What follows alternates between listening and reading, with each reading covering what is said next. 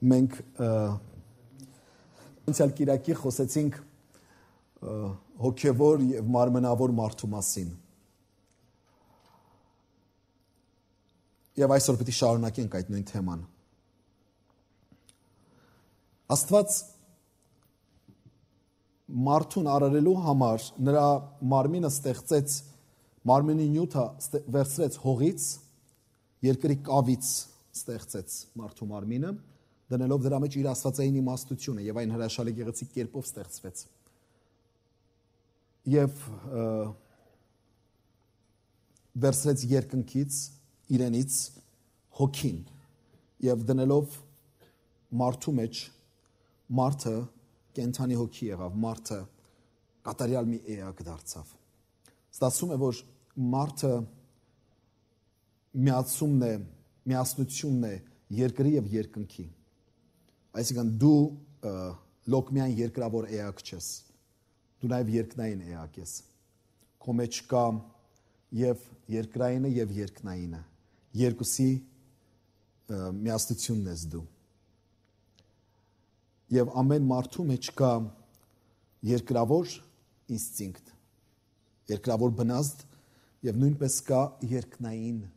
հատկանիշներ, որ դրված է մարդու մեջ Աստծուց։ Երկիրը անիծվեց մեղքի պատճառով, նույնպես եւ երկրից վերցրած այդ նյութն է անիծված մեղքի պատճառով։ Ուստի մարդու մարմինը միշտ ձգտելու է իր հողեղեն վիճակին, իր երկրավոր վիճակին է ձգտելու։ Նա իր մեջ ունի այդ նույն բնությունից ժառանգած բնազդը դեպի գնալու երկրայինը, հողեղենը,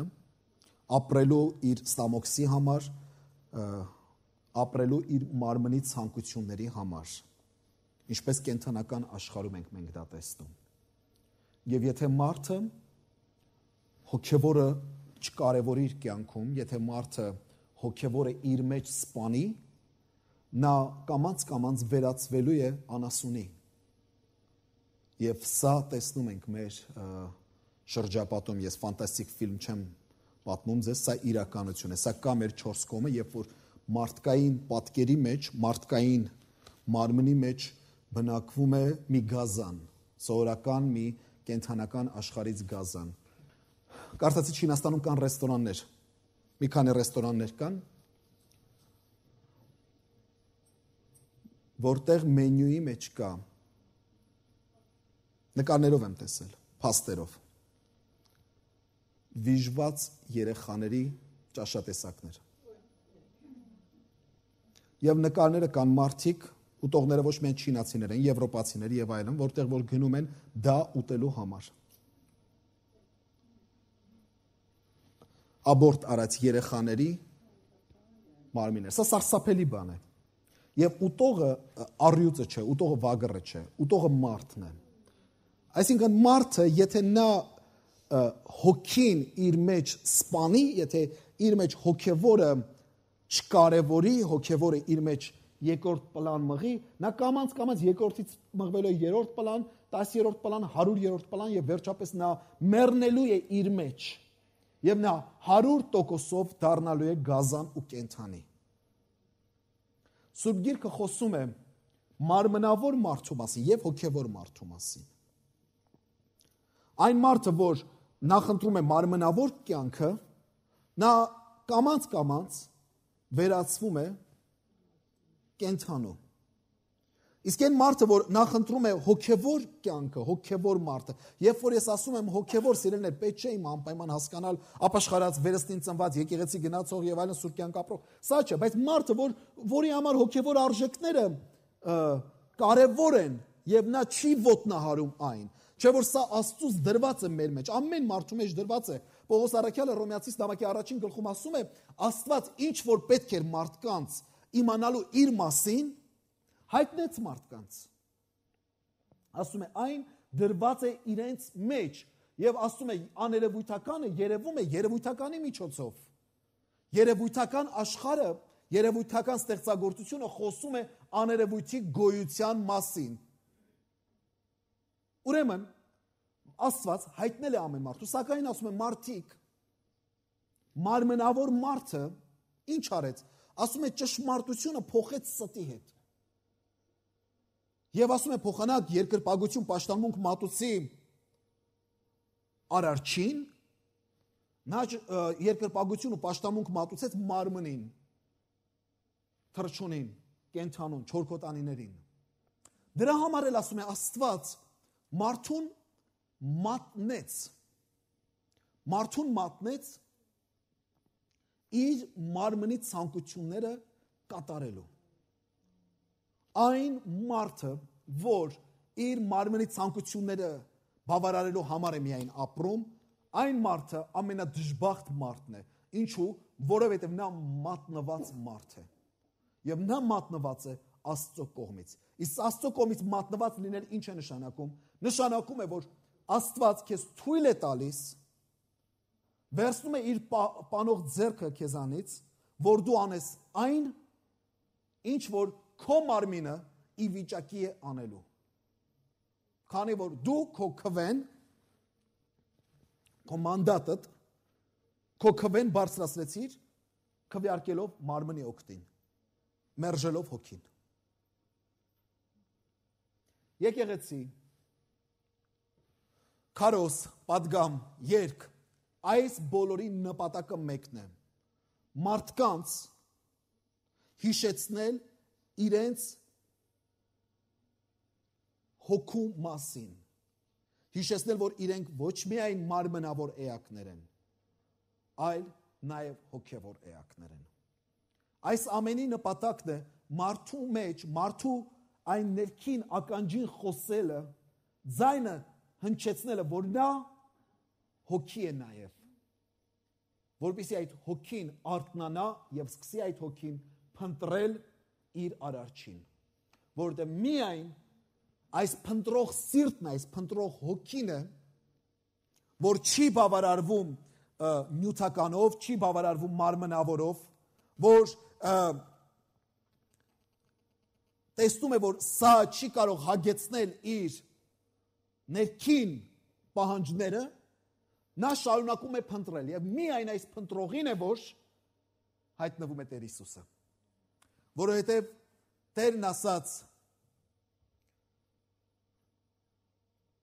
Մատթեոս ավետարան 7-րդ գլխում, 7-րդ համարի մեջ ասաց. փնտրեցեք եւ պիտի գտնեք։ Դուռը թակեք եւ պիտի բացվի ձեզ։ Խնդրեցեք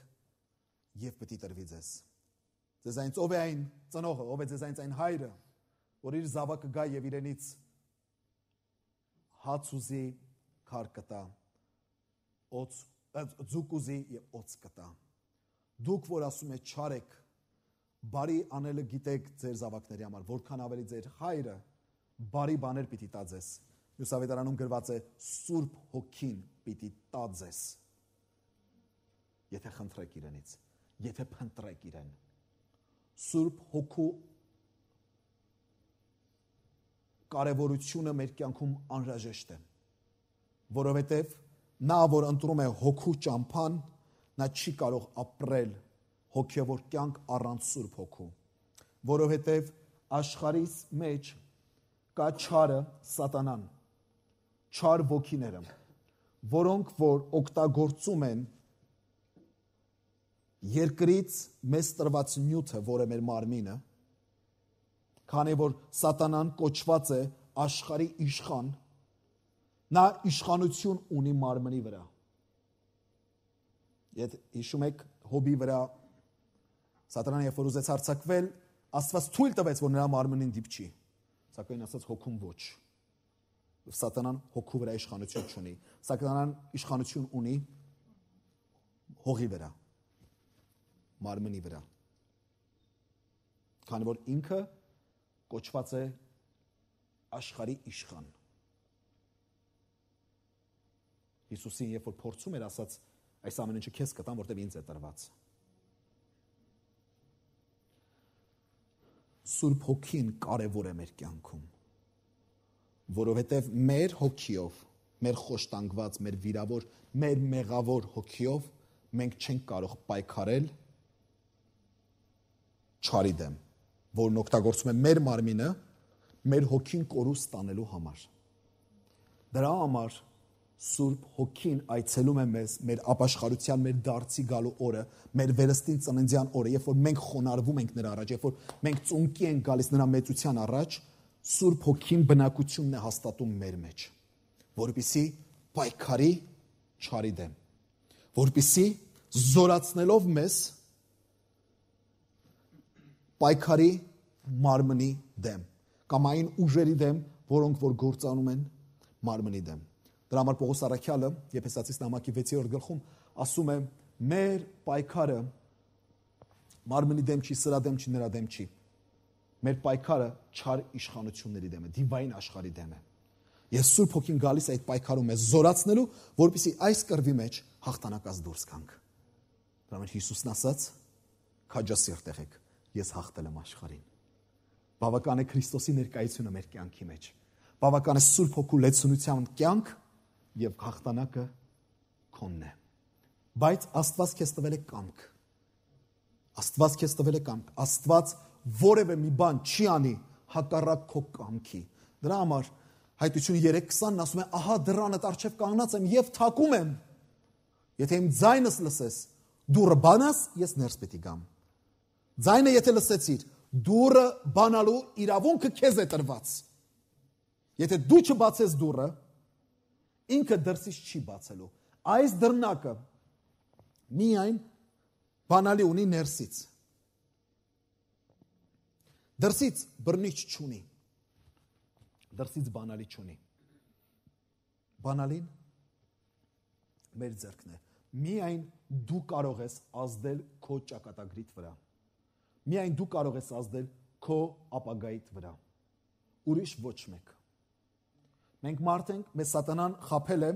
մեզ թվում է թե դրսից պիտի գա ամեն ինչը։ Հաջողությունը, բախտը, գրվածը,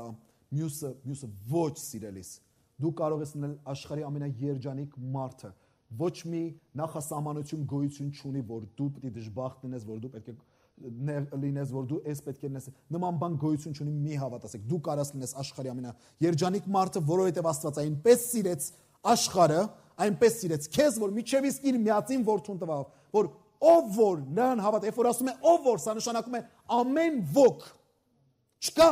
մեկը նախասահմանված է կործանման համար։ Նման բան գոյություն չունի։ Ամենքն էլ նախասահմանված են փրկության համար։ Բայց դու ես ընտրում այդ նախասահմանությունը քո վրա իրականանում է, թե ոչ։ Ուրեմն, երբ որ դու այո ես ասում Տիրոջը Սուրբ Հոգին բնակվում է քո մեջ։ Եվ քեզ համար սկսում է նոր կյանք, հոգևոր կյանք։ Տիրոջը խոսքն ասում է սակայն, որ անգամ մարդիկ, որոնք որ ընդունում են Հիսուսին, ընդունում են հոգևոր կյանքը, այնուամենայնիվ երբեմն իրենց կյանքում լինում են դրսևորումներ, որոնք որ չի կարելի կոչել հոգևոր դրսևորումներ, այլ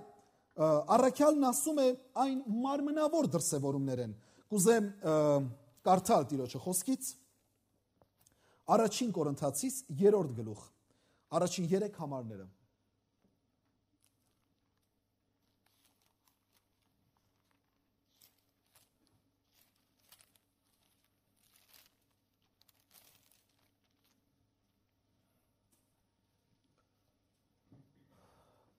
Եղբայրներ, չկրծա խոսել ձեզի, որպես հոգևորներու ուշադրություն դարձրեք, որ ասում է եղբայրներ, հավատակիցներ, հա? Որտեղ Պողոսը երբեք եղբայր չի կոչում մեկին, որը որ Քրիստոսին չի ընդունել։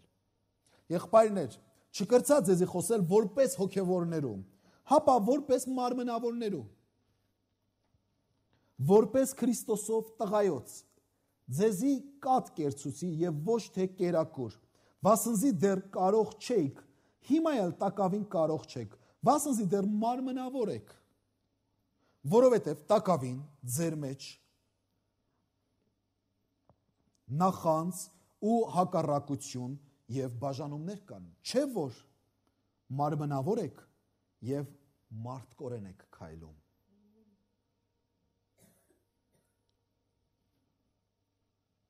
Այստեղ Պողոս առաքյալը խոսում է մարդկանց մասին, որոնք որ թեև ընտրել են հոգևորի ճամփան, հոգևոր կյանքի ճամփան են ընտրել, սակայն չեն ապրում հոգևոր կյանքով։ Այժմ, երբ որ ես այս падգամի ժամանակ խոսեմ հոգևոր եւ մարմնավոր, խնդրում եմ հասկացեք ոչ թե առաջին падգամի, որ քիչ առաջ ես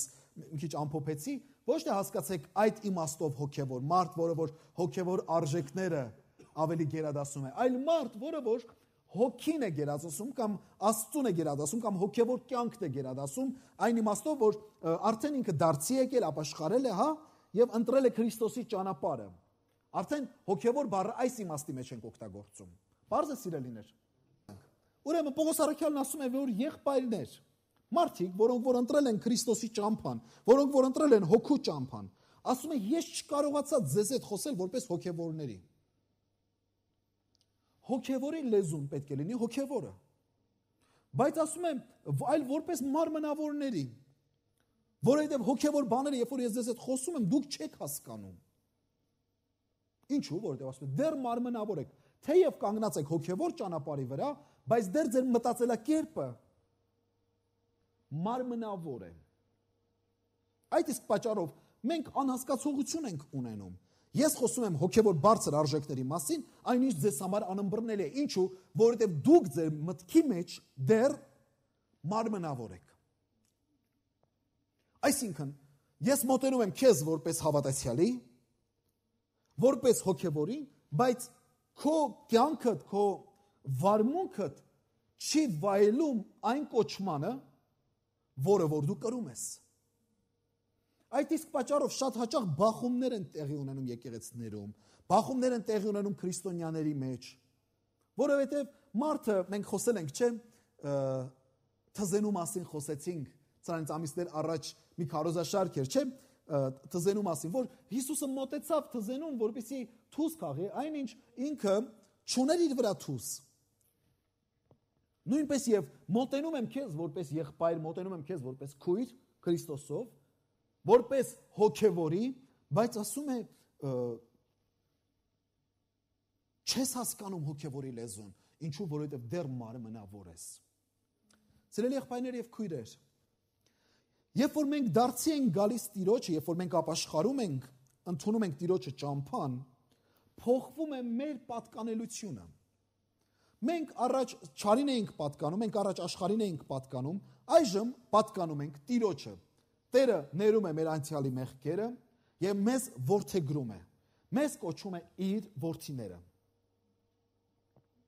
Սակայն մեր մտածելակերպը դեռ շարունակում է մնալ նույնը, ինչ որ էր առաջ։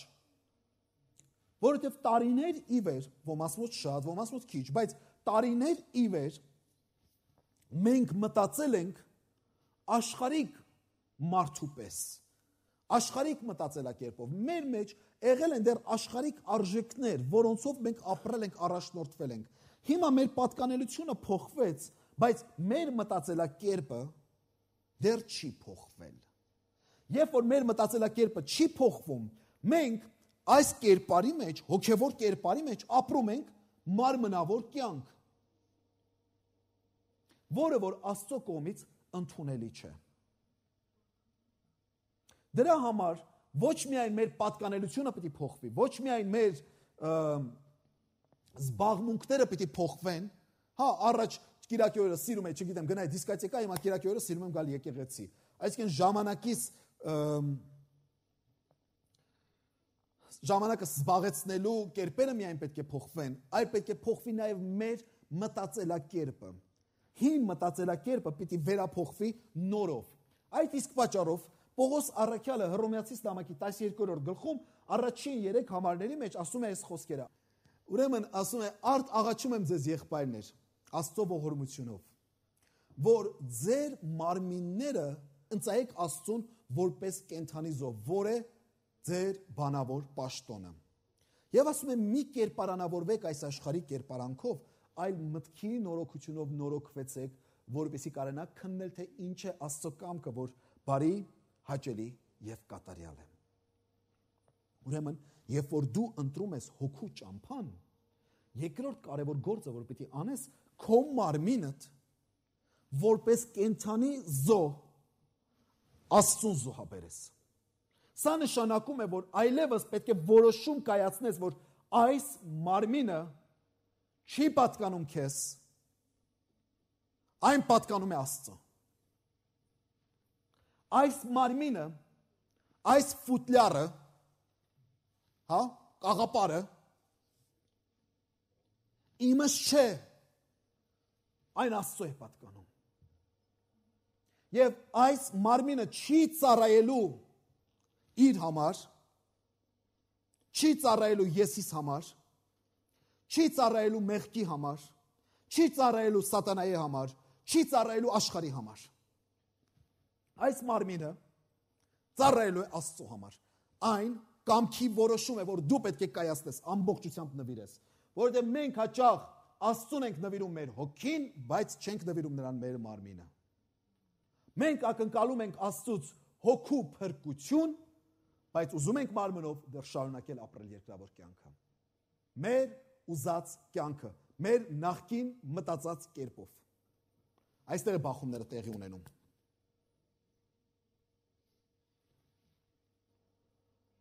Երկրորդ բանը, որ պիտի անես, միտքդ պիտի նորոգվի։ Եթե դու դեռ հին մտածելակերպով ես, քո ունեցածդ պիտի ապրեցնես, գործածես նախկին արժեքներով։ Դրա համար միտքդ էլ պիտի փոխվի։ Հոգևոր միտք պետք է ձեռք բերես։ Մտքի նորոգություն է ասում։ Հիսուսն ասաց, ներողություն Պողոս առաքյալն ասում է Ֆիլիպեցիս նամակի 2-րդ գլխում, ասում է նույն միտքն ունեցեք, ինչ որ Քրիստոսն ուներ։ Քրիստոսի միտքը պիտի ունենաս, որպեսզի կարողանաս հոգիդ եւ մարմինդ ղեկավարել Տիրոջ աստվածային արժեքներով։ Տիրոջ միտք ունենալու համար հարկավոր է այնտեղ գրվեն Աստծո խոսքերը, Տիրոջը ձայնը։ Աստված արարեց երկինքն ու երկիրը իր խոսքով։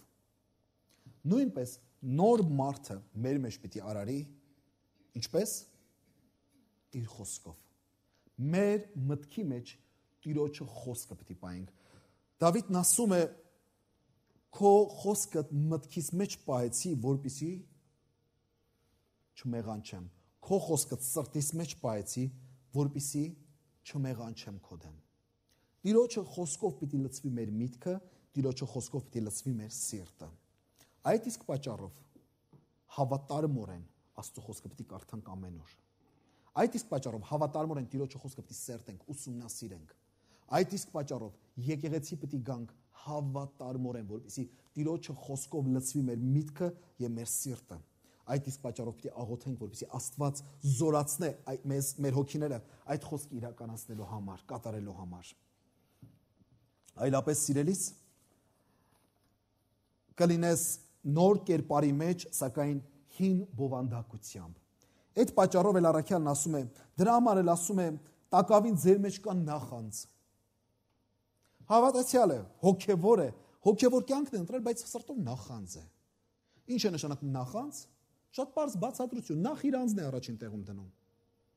Նախ իր անձը։ Նախ իմ անձը։ Հետո նոր մյուսները։ Նախանձությունը այս է։ Երբ որ նախ դու, նախ իմ եսը, նախ իմ շահս, նախ ինձ։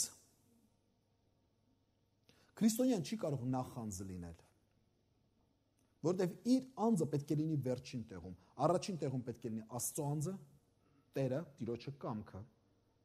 Երկրորդ տեղում պետք է լինեն ուրիշները, որտեղ ամենամեծ պատվիրանն ասում է՝ սիրիր քո Տեր Աստծուն ամբողջ սրտով, ամբողջ մտքով, ամբողջ ուժով, երկրորդ ասում է՝ սիրիր քո ընկերոջդ, քո անձիդ պես։ Սիրիր քո ընկերոջդ, անպայման երկրորդ տեղում պետք է դիմացինդ լինի։ Որտեղ դու այս կյանքը, այս մարմինը չես կարող գործածել քո անձիդ համար, այն այլևս քեզ չի պատկանում։ Այն Տիրոջ համար է պատկանում։ Եվ Աստված ուզում է քո մարմինդ գործածի դիմացիներին իր շնորհքը հայտնելու համար։ Երբ որ մենք ասում ենք Քրիստոսի մարմին, լսեք ժողովուրդ ջան, շատ կարևոր է։ Երբ որ մենք ասում ենք եկեղեցին Քրիստոսի մարմինն է, Այդ մարմինը իմ մարմինն է, այդ մարմինը քո մարմինն է։ Չէ՞ որ Պողոս առաքյալն էլ ասում է, չգիտեք որ դուք Տիրոջը հոգու տաճարներն եք։ Չէ՞։ Մեր մարմինների մասին խոսելով։ Եվ ձեր մեջ Սուրբ Հոգին է բնակում։ Երբ որ մենք Քրիստոսի մարմինն ենք, սա ինչ է նշանակում։ Սա նշանակում է, որ Քրիստոս երկրի վրա իր գործը դեռ շարունակում է։ Շարունակում է գործածելով մեր մարմինները։ Տիրոջը գործին արգելք ես լինում, երբ որ դու կոչվում ես իր բնակավայրը, իր բնակարանը, իր մարմինը, բայց այս մարմինը գործածում ես քո եսիդ համար, քո մարմնի ցանկությունները բավարարելու համար, մեղքի հետևից գնալու համար։ Քրիստոսի մարմինը չի կարող ծառայել սատանային։ Դրա համար Սուրբ Գիրքն ասում է՝ մի խաբվեք, Աստված ծաղր չի լինում, չես կարող ծաղրել Աստծուն։ Չես կարող ասել՝ սա քոնն է, բայց այն գործածես քո համար։ Այն գործածես քո ցանկությունները իրականացնելու համար։ Կատարյալ նվիրում է պահանջում։ Սա է հոգևոր կյանքը։ Եթե վաղը մեկը կգա ձեզ, կամ ես գամ, առաքյալի ասացի պես, ես գամ, ձեզ ուրիշ բան քարոզեմ, մի հավատացեք, սիրելիներ։ Սա է հոգևոր կյանքը։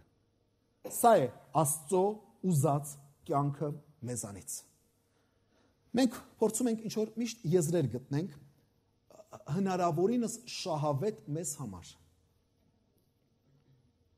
Որ կարողանանք համատեղել, կարողանանք բալանսի բերել, մի քիչ Աստծո համար, մի քիչ մեզ համար։ Ոչ, չկա նման բան։ Կայսրինը տվեք կայսրին, Աստծունը տվեք Աստծուն։ Մարմնի պետքերը հոգացեք, բայց մարմինը թող ծառայի Աստծուն։ Ուրեմն ասում է ձեր մեջ կա նախանձ, նաև ասում է տակավին ձեր մեջ կան հակառակություններ։ Հակառակություն նշանակում է ճշմարտության դեմ ըմբոստություն։ Երբ որ Տերը քեզ խոսում է, երբ որ Տերը իր ճշմարտությունն է հայտնում, երբ որ դու այդ ճշմարտությունը չես ընդունում խոնարհաբար եւ հնազանդությամբ, սկսում ես պատճառներ փնտրել ճշմարտությունը մերժելու, սա մարմնավոր երևույթ է, որով դու հակառակվում ես Աստծուն։ Երբ որ Տիրոջը ձայնը լսում ես, պետք չի հակառակվել։ Ընդունիր այն խոնարհությամբ եւ հնազանդությամբ։ Եթե ծովը չհնազանդվեր Հիսուսին, երբ որ նա ելավ հանդարտեցնելու, նավը պիտի խորտակվեր։ Երբ որ մենք չենք հնազանդվում Տիրոջը, մեր պատճառով խորտակումներ են տեղի ունենում։ Մեր պատճառով քայքայումներ են տեղի ունենում եւ մենք ենք վնասվելու։ Համար երբ որ Տերը քեզ խոսում է, քո մեջ մի փնտրիր պատճառաբանություններ մերժելու համար ճշմարտությունը։ Մի ապավինիր քո իմաստությանդ, մի ապավինիր քո փորձառություններին։ Նրանք երբեք քեզ չեն կարող տալ պետք եղած արդյունքը։ Պարզապես խոնարհաբար հնազանդվիր Տիրոջը, մի հակառակվիր։ Որովհետև մարմինը Տիրոջը հակառակ է։ Երբ որ դու մարմնից շահն ես փնտրում, ուզես թե չուզես, հոգում պիտի հակառակվես։ Նաև ասում է, դրա համար ասում է, ձեր մեջ կան բաժանումներ։ Երբ որ դու հոգևոր կերպարի մեջ ես, սակայն մարմնի համար ես ապրում, սկսում է բաժանումներ տեղի ունենալ։ Բաժանումներ։ Մեղքի պատճառով տեղի ունեցավ բաժանումը։ Առաջին բաժանումը տեղի ունեցավ, մարդը բաժանվեց Աստծուց։ Չէ՞, մեղքի պատճառով բաժանում տեղի ունեցավ։ Աստված սրան մահ կոչեց։ Որտեղ ասես որ օրը որ ուտես, պիտի մեռնես։ Նաև մարմինը բաժանվեց հոգուց։ Բաժանումը չարի բերածն է։ Հիսուս եկավ միավորելու համար։ Հիսուս եկավ, որպեսզի մեր հոգիները միավորի, մեր հոգիների հոր հետ։ Հիսուս եկավ, որպեսզի մենք մարտահրավերներս, որ բաժանված ենք իրարից, միավորի իրար։ Նաև Հիսուս եկավ միավորելու համար մեր հոգիները հավիտենական մարմնի հետ։ Սա ուրիշ մի թեմա է, հիմա չեմ խոսի։ Հարության մարմինը եւ այլն, սա ուրիշ մի թեմա է։ Հիսուս եկավ միավորելու համար, բայց մի բան կա, որ Հիսուս եկավ բաժանելու։ Որովհետև հիշում եք նա ասաց, ես սուր բերեցի, որպեսզի բաժանեմ ասաց։ Դա մեզ եկավ բաժանելու մեղքից, մեզ եկավ բաժանելու աշխարհիկ մեղավոր մտածելակերպից, մեղավոր աշխարհիկ ապրելակերպից։ Դա էլ արեց նրա համար, որպեսզի Աստծուց չբաժանվենք։ Ուրեմն մարմնավոր մարդը մարմնավոր մտածելակերպը բաժանումներ է ծնում։ Եկեղեցու մեջ բաժանումներ։ Հոգևորը մտածում է բոլորի շահի մասին, մարմնավորը մտածում է իր շահի մասին։ Երբ որ ամեն մեկս մտածենք մեր շահի մասին, մենք իրար հետ երկար չենք գոյատևի։ Բայց երբ որ մենք մտածենք հոգու շահի մասին, Տիրոջը շահի մասին, մենք բոլորս միասին միաբան կլինենք։ Հիմա Տիրոջը խոսքն անում է համեմատական հոգևոր կյանքի եւ մարմնավոր կյանքի։ Ինչ է բերում այն, ինչ արդյունք է բերում այն։ Սա ասենք եւ վերջացնենք, սիրելիներ։ Մեր կարդացած բնահամարի մեջ Հռոմեացիս 8-րդ գլուխ 5-րդ համարի մեջ ասում է. քանզի մարմնավոր եղողները մարմնի բաներն են մտածում, հոգևոր եղողները հոգին բաները։ Մարմնավոր մարդը մտածում է մարմնի մասին, մարմնի բաների մասին, հոգևոր մարդը մտածում է հոգին մասին։ Դու ինչի մասին ես մտածում։ Քո մտածմունքիդ թեման ինչն է հիմնական։ Մարմնավորը թե հոգևորը։ Գիտեք ինչ, դու այն ես, ոչ թե ինչ որ ներկայացնում ես քեզ, այլ դու այն ես, ինչ որ մտածում ես։ Դու դա ես։ Դու ուզում ես մարդկանց ներկայանալ, ես ուզում եմ մարդկանց ներկայանալ ինչ որ մի հորինված կերպարի մեջ կամ ինչ որ մի ցանկալի կերպարի մեջ։ Մենք ուզում ենք հարմարվել ամեն շրջապատի մեջ, մենք ուզում ենք հարմարվել։ Սա իմիջիալոց նույնպես երկրավոր ինստինկտ է։ Սա հողեղեն ինստինկտ է, բայց դու այն ես, ինչ որ ես ներսդ։ Ինչ ես դու մտածում։ Ու շատ հաճախ մեր ով ներկայանալը եւ ով լինելը լրիվ իրարից տարբերվում է։ Հակասում է։ Հոգևոր մարդը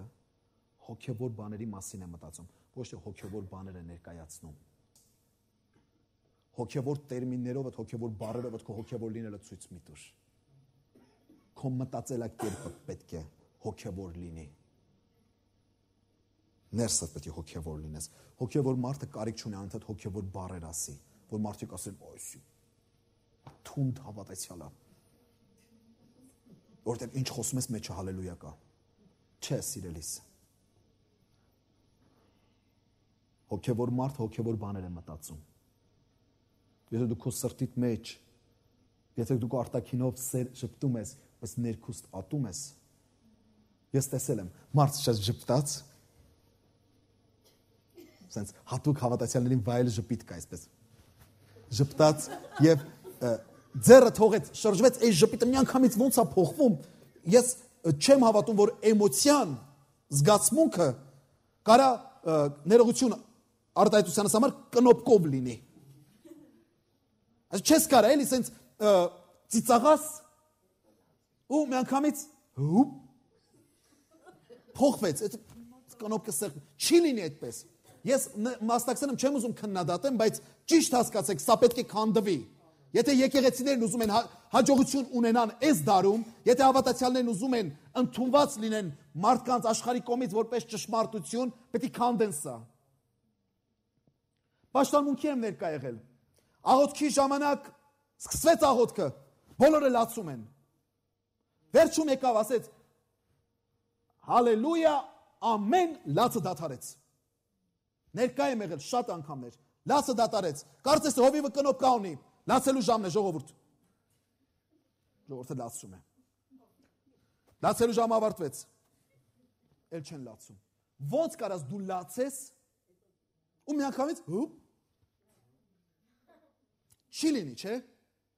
Լացը շարունակվում է, չէ՞, մինչև հանգստանաս։ Ուրեմն այդ կերպարներից դուրս գանք։ Սա չի հոգևորությունը, սիրելիներ։ Հաստատ էսի չի հոգևորություն։ Հոգևորությունը գիտես որն է, որ երբ որ մեկը շփտում է, մեկը լռում է, մեկը խոսում է։ Չգիտեմ, մեկը ինչ է անում, բայց դու կարողանում ես մտնել նրա աշկերի մեջ ու կարդալ նրա հոգին ու նրա ներսի սրտի ցավը տեսնես ու լուր նրա համար աղոթք անես։ Ապրես նրան, քո մեջ։ Էսա հոգին, որտեղ սահման չի ճանաչում։ Էսա հոգևորը։ Հոգևորը նա է, որ Տիրոջը զգացածը ինքը այդ րոպեին զգում է։ Որտեղ հաստատ եթե դու հոգու տաճար ես ու դիմացինը ցավի մեջ է, դիմացինը խնդիր ունի, դիմացինը միայնակ է, դու չես կարող անտարբեր լինես նրա հանդեպ։ Որտեղ եթե դու հոգևոր ես, քո մեջ Քրիստոսի սիրտը պետք է բաբախի։ Ու Հիսուսի սիրտը հանգիստ չի, երբ որ դիմացինը արցունք է թափում։ Դու չես կարող հանգիստ լինել։ Սա է հոգևորը։ Հոգևոր միտք ունենալ։ Հոգևոր սիրտ ունենալ։ Իսկ մարմնավորի մասին, եթե դու մտածում ես, քո ստեղծած կերպարները քեզ չեն ազատի։ Ասում է մարմնավոր խորհուրդը 6-րդ համարն ասում է, վասնզի մարմնավոր խորհուրդը մահ է, իսկ հոգևոր խորհուրդը կյանք եւ խաղաղություն։ Մարմնավոր խորհուրդը մահ է։ Եթե քո մտահոգությունը միայն մարմինն է, եթե քո մտահոգությունը մարմնի ցանկությունները բավարարելն է միայն, եթե քո մտահոգությունը մարմինդ առաջնային դարձնելն է, հիշիր, մարմինդ դատապարտված է մահվան։ Ինքդ քեզ դատապարտում ես կործանման, բայց հոգևոր խորհուրդը, հոգևոր մտածելակերպը, հոգևոր մտահոգությունները, հոգևորը առաջնային դնելը, հոգևորը բարձրացնելը, հոգևորը արժևորելը, հոգևորին այո եւ ամեն ասելը, հոգևորը ապրելը, հոգևորը իրականացնելը, արդյունքը դրա կյանք եւ խաղաղություն է։ 100% կյանք եւ խաղաղություն է։ Կյանք ես փնտրում, մարմինիդ հետևից մի գնա։ Սատանան ձեզ խաբել է։ Սատանան մեզ խաբել է ամեն մեկից։ Կյանք ես փնտրում մարմինդ։ Ոչ, մարմինդ քեզ տանում է դեպի մահ։ Հոգիդ է քեզ տանելու դեպի կյանք։ Կյանք ես փնտրում մարմինը նյութը որ լինի ամեն ինչն լավ կլինի, նյութը որ լինի ամեն ինչը հանգիստ կլինի, նյութը որ լինի խաղաղ կլինեմ, նյութը որ լինի երջանիկ կլինեմ։ Սուտ է, մի հավատացեք։ Այդպես չէ։ Խաղաղություն ես փնտրում, կյանք ես փնտրում, հոգևոր խորհուրդը քեզ կբերի դրան։ Շատ պարզ ասեմ ինչի համար։ Սա չի նշանակում, որ դու կարիք չունես հացի, դու կարիք չունես կերակուրի, դու կարիք չունես ջրի, դու կարիք չունես աշխատանքի, դու կարիք չունես հագուստի։ Ոչ, սա չի նշանակում դա։ Պարզապես երբ որ մարմինն է անցնում ղեկավարության, այն իր փտած մտածելակերպով, իր անասնական ինստինկտներով կործանման է տանելու ամեն ինչ։ Նա ավիրելու է։ Նա իզորու չէ ճիշտ ղեկավարելու։ Երբ որ հոգին ղեկավարվում է Աստծուով, հոգին ունի բավականաչափ իմաստություն կառավարելու քո նյութական կյանքդ եւ քո հոգեվոր կյանքդ, եւ ամեն ինչ բերում է դնում է իր բալանսի վրա։ Դրա համար հոգեվոր խորհուրդը կյանք եւ խաղաղություն։ Այդ խաղաղությունը նախ հոգեկան խաղաղություն պետք է լինի, հետո նոր մարմնավոր խաղաղություն, հետո նոր մարմնի հանգիստը։ Նախ հոգևորը։ Ես առավոտյան բերեցի օրինակ, գիտեք, մոզաիկա, որ խաղում ենք, հա, երեխա ժամանակ, շատ տարբեր պատկերներ են, այսպես եւ պետք է հավաքես։ Շատ կարեւոր է դա այդ խառը պատկերների մեջ գտնես կարեւորագույնը, մեջտեղինը գտնես։ Մեջտեղի պատկերը պետք է գտնես։ Երբ որ մեջտեղինը գտար, հետո դրա կողքը դնում ես մյուսը, այսպես կամած պատկերը սկսում է ձևավորվել եւ իր ամբողջական տեսքն է ստանում։ Կարեւոր է այդ մեջտեղինն է։ Կյանքի, այս ամբողջ կյանքի մեխը հիմնակարը մոզաիկայի այդ մեջտեղի պատկերը հոգին է։ Քո հոգին է։ Նախ հոգիդ պետք է շահվի։ Նախ հոգևորը պետք է դինես առաջնայինը։ Հետո մնացածը, որ չեմ ասում կարիքը չունես դրա կարիքն էլ ունես։ Երբ որ սրա վրա է կառուցվում, ամեն ինչը գալիս է իր ներդաշնակության մեջ։ Եթե անարդարություն կա, եթե հալածան կա, եթե մյուսը կա, էլի կարիք չունես խառնվելու, որովհետև այն ինչ որ քեզ Աստված տվել է, ոչ մեկ քեզանից դա չի կարող խլել։ Հիսուսն ասաց, ձեզանից որևէ մեկին չի կարող սատանան իմ ձեռիցս խլել։ Դու հավիտենական ապահովություն ունես Տիրոջի մեջ։ Ուրեմն հոգևոր խորհուրդ։ Մարմնավոր Աստծո դեմ թշնամություն է, որտեղ այն հակառակվում է Աստծուն, սակայն հոգևորը նրան հնազանդվելով իր վրա է բերում Տիրոջ օրհնությունները։ Մարմնավորը Աստծուն հաճելի չէ, հոգևորն է, որ Աստծուն հաճելի կյանք է ապրում։ Դու ես ուզում հաճեցնել, Աստծուն, թե մարդկանց, թե մարմնին։ Դու չես ուզում Տիրոջի ետևից քայլել, որտեղ մտածում ես կողքինները ինչ կմտածեն, դու մտածի Աստված ինչ կմտածի։ Թող Աստված քեզանից հաճույք ստանա։ Կողքինները հաճույք կստանան, թե հաճույք չեն ստանան, իմ համար կարևոր չէ դա։ Առաջին Աստված հաճույք ստանա։ Ես դերասան չեմ։ Ես դերասան չեմ։ Չդավաճանեք ինքներդ ձեզ։ Մի դարձեք դերասաններ, սիրելիներ, որովհետև երբ որ դու մարդկանց ցանկությամբ ես, մարդկանց ուզածեով ես ուզում ապրել, գիտես ինչքան դիմակ պետք է փոխես։ Ամեն մարդ իրանն է ուզելու։ Ամեն մարդ իրանն է ուզելու։ Լինի հերո եղողները, լինի մոտիկ լինողները։ Ամեն մարդ իր ուզած դիմակն է ուզելու, որ դու հագնես։ Կմեռնես, կխոշտանգվես ներքուստ, եթե դու դիմակավորված ապրես։ Դրա համար մի դավաճանի քեզ։ Մտածի մի բանի մասին։ Ես կարևորը Աստծուն հաճելի լինեմ։ Եվ վերջացնում եմ, սիրելիներս, մի հրաշք Սաղմոս ձեզ համար կարդալու, որովհետև Աստծո խոսքն ասում է. մարմնավորը Աստծո չի պատկանում, իսկ հոգևորը Աստծո է պատկանում։ Հոգևորը Աստծո պահպանության տակ է լինում։ 91-րդ Սաղմոսն ասում է, ուշադրությամբ լսեք.